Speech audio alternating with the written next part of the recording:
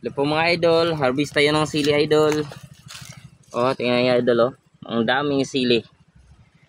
Oh, kusa. Harvestin natin idol kasi ibon lang ang makinabang idol kasi itong pagkain nila idol. Yan oh, ang dami na oh.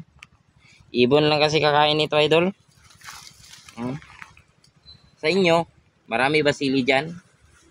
Comment lang kayo sa comment section idol. Tingnan niyo idol oh. Mag-harvest tayo, ang dami idol oh. Tingnan niyo. Dami. Kusa lang to siya tumubo idol. Kaya nga harvestin natin na idol. Kasi ibon lang makinabang nito. Pag mahinog na, ibon lang makain nito idol. Hindi namin tinanim idol. Kusa lang to niya tumubo idol. Na mga sili idol.